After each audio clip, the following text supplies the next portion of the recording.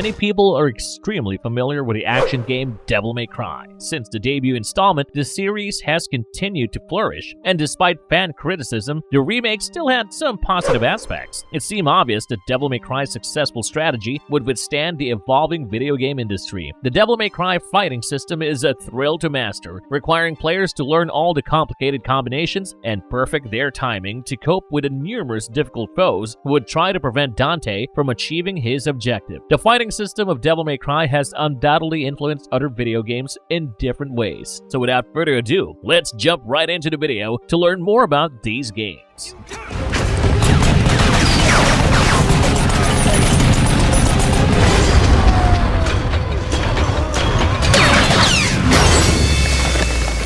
Metal Gear Rising: Revengeance. Platinum Games created the action game Metal Gear Rising: Revengeance. It was released on the PS3 and Xbox 360 in the year 2013. Many of the same employees that collaborated on the Devil May Cry franchise are part of the development company. Raiden from Metal Gear Solid 2 acts as the main protagonist of Metal Gear Rising. The game's first effects are Matrix-inspired and enable players to cut bullets and even rockets mid-flight. The free slicing mechanism in the game is one of the best in the action genre, which gives players a lot of battle flexibility. The events of Metal Gear Rising takes place in the year 2018, which is 4 years after those of Metal Gear Solid 4 Guns of the Patriots. Private military companies have split into several organizations as a consequence of the destruction of the Patriots, a formidable shadow organization that dominated the global war industry. When the Patriot-controlled nanomachine technology that controlled troops' powers is eliminated, PMCs switch to cutting-edge cyborg technology, building tough superhuman warriors. Having been transformed into a cyborg, former child soldier Raiden now works for PMC Maverick Security Consulting Inc. In addition to his Maverick teammates, Raiden is aided by cybernetic specialist Wilhelm Dr. Voigt, tactical advisor Kevin Washington, Russian pointman Boris Popov, and computer expert Courtney Collins. Sonny Emmerich, a young phenom who works for Solace Space and Aeronautics and is an ally of Raiden, makes a comeback from Metal Gear Solid 4.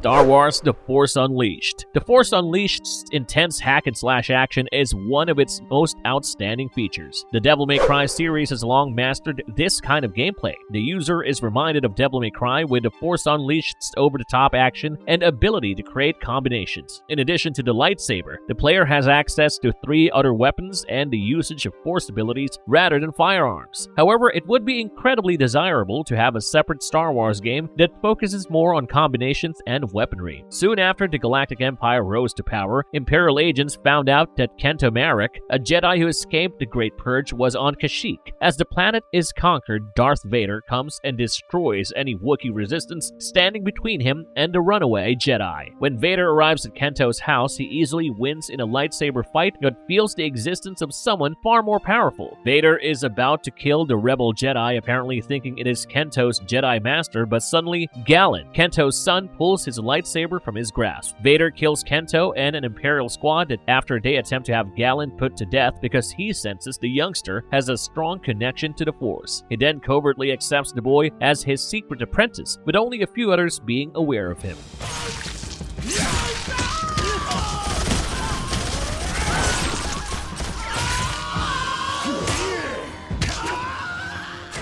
X-Men Origins Wolverine. For many individuals, the video game X-Men Origins Wolverine is more enjoyable than the movie it is based on. On May 1, 2009, the video game for the PlayStation 3, Xbox 360, Windows, Wii, PlayStation 2, Nintendo DS, and PlayStation Portable was released at the same time as the movie. The game was also made available for mobile devices. Raven Software used Unreal Engine technology to create the game in its entirety. The battle system in the game was influenced by the God of War series, and it is far bloodier and more vicious than the movie. Fans of Devil May Cry's gameplay should be right at home playing Wolverine, even if the fighting isn't as intricate as in that game. The narrative combines the Wolverine background depicted in the movie with a unique tale developed by Raven Software that was influenced by significant occurrences in the X-Men comic series. Due to Stryker's fascination with the continent's meteorite reserves, the game's opening is set in Africa, which is assumed to be Wakanda. The African missions, which are told in flashbacks detailed detail the circumstances that caused Logan to leave Team X. 3 years after Logan and Kayla Silverfox settled in Canada, Logan's brother Victor Creed resurfaces in a nearby pub where they are engaged in combat. Following his victory, Creed destroys Logan's bone claws, rendering him senseless. Logan wakes up to discover Kayla dead. When Colonel William Stryker shows up there, he gives Logan a chance to get retribution. Logan consents to and undergoes a treatment that joins his bones with an unbreakable metal called adamantium, extracted from meteorite deposits. Following this, he goes on an epic quest to seek revenge. Chaos Legion. If you've ever played Chaos Legion, it's evident that Devil May Cry has had an impact on the game, at least in the US. It's kind of average since it's highly grind-heavy and monotonous. The game's ability to call legions, which can then be used to issue instructions in either passive or active mode or perform assist attacks without being summoned, makes it special and cool. While Chaos Legion has more features and lengthier levels than Devil May Cry, its sad narrative makes it drool-worthy. The challenge of dealing with all of those monsters in the game's main boss at various times makes the small levels seem less significant when considering how many foes the player must defeat throughout the course of a short level. The plot of the gothic opera Chaos Legion starts in November of 791 AS, or Anno Satanis, which stands for the Year of Satan. Stig Warhide, the story's main character, is a knight of the Dark Glyphs on a mission to track down his old friend Victor Delacroix, who has seized the prohibited book Apocrypha of Yizark, and to stop him from unleashing the malevolent spirit Azrael, which would destroy the 3 worlds of existence: the Celestial World, the Middle World, and the Netherworld.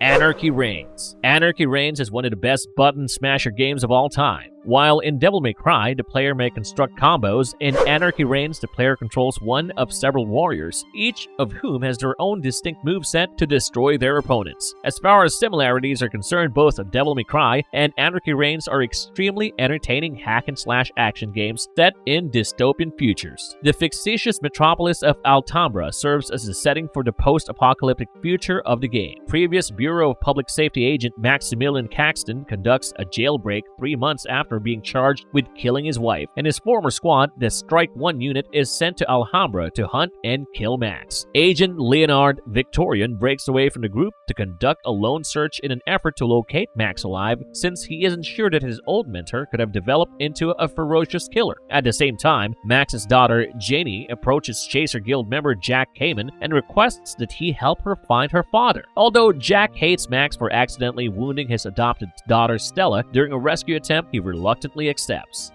Blades of Time. In Blades of Time, you'll play as the daring adventurer Ayumi. Ayumi has traveled to a secret island that is home to both riches and perils, and she is presumably created as a cross between Lara Croft from Tomb Raider, Dante from Devil May Cry, and a Harley Quinn cosplayer. Despite the passable single-player story and various enemies to fight, including knight statues wielding broadswords and toxic insects that keep breeding, Blades of Time is a far cry from the finely tuned experiences seen in titles like Devil May Cry and God of War. Ayumi's voice actress has a wooden delivery and a lackluster platforming. Ayumi, a treasure seeker, becomes stranded on a hazardous island. Despite being abounding in abundance, the island is also engulfed in chaos magic. Ayumi finds out quickly that it's also the repository for thousands of long-kept secrets, including unique talents and abilities that she can acquire for herself. She must use every resource at her disposal to escape the hold of the occupied island, which is held in place by legions of scary villains and a plethora of perilous traps. Being able to record oneself doing an action, go back in time to before it started, and then record another action, ultimately creating and battling alongside several versions of yourself, is the main game mechanic that distinguishes it.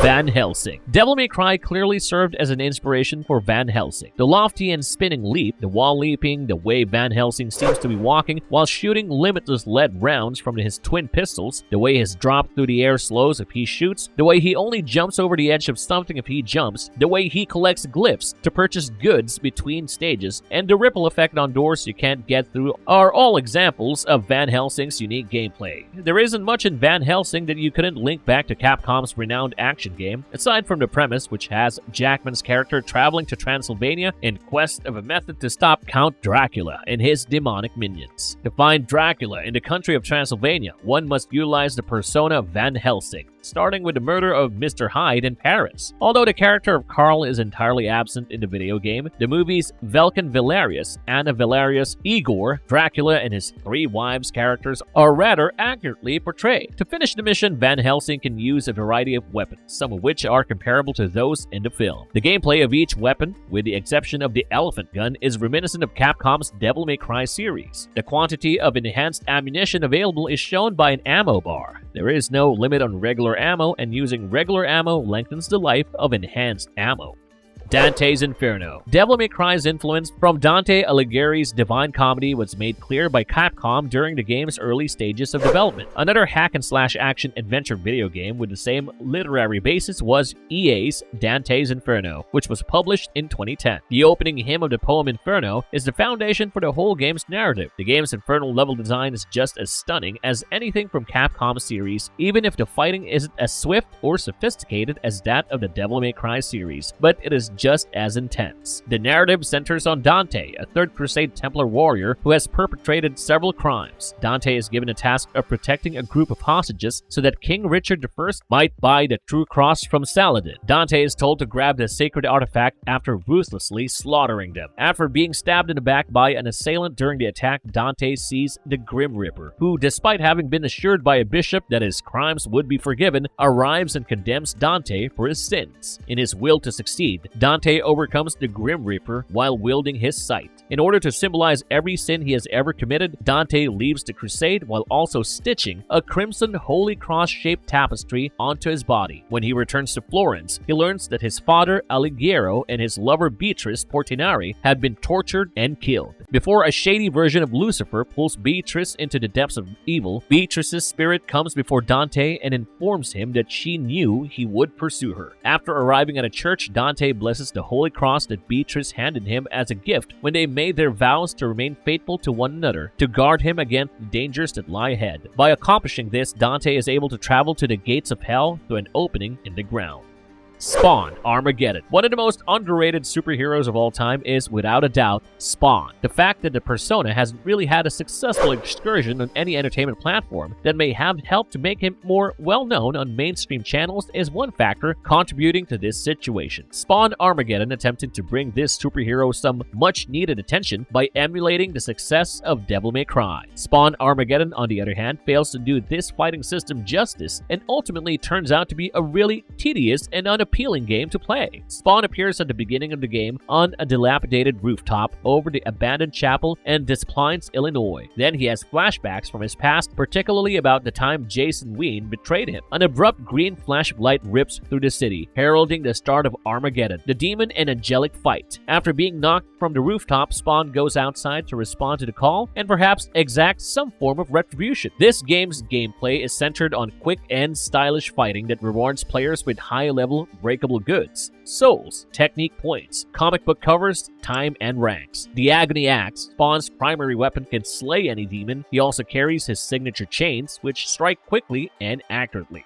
The Nightmare Before Christmas, Oogie's Revenge. Even in its current form, playing a game that acts as a prequel to the motion picture, The Nightmare Before Christmas seems like a fairly strange notion. But what truly distinguishes Oogie's Revenge is how this game's fighting system effectively gives an experience similar to Devil May Cry. Only the most ardent Devil May Cry enthusiasts will find that playing The Nightmare Before Christmas, Oogie's Revenge was a remarkable experience. For what it's worth, the game is respectable, even if it is an entirely average action game. 1 year after the movie's release, Jack Skellington believes Halloween has lost its excitement and grown monotonous. He and Dr. Finkelstein discuss how to make the upcoming Halloween more exciting by adding fresh surprises and horrors. The Soul Robber, an item that resembles a green whip, is given to Jack by the Doctor. The Doctor is left in charge when he departs for a scare, while Locke, Shock, and Barrel, who is also bored, take advantage of the Doctor's absence to resurrect Oogie Boogie, who then starts scheming his retaliation. A magical paper aircraft is sent by Sally, a prisoner in Dr. Finkelstein's lab, to find Jack on December 23 and inform him of what has transpired. The afternoon of Christmas Eve finds Jack returning to Halloween Town, where he is ambushed by monsters right away. After repealing them with his Soul Robber, Jack finds out about Oogie's resurrection and how Dr. Finkelstein had instigated the town's residents to booby-trap the entire place. Jack sees Oogie's shadow in the town hall and challenges it. He finds the Halloween holiday door after overcoming the gloom. Marvelous verdict. The games mentioned above are the closest to any other game that comes to Devil May Cry's combat style. The pure joy of slashing through a horde of enemies and the button smashing that entails is blissful. So go ahead and try these games out for yourself.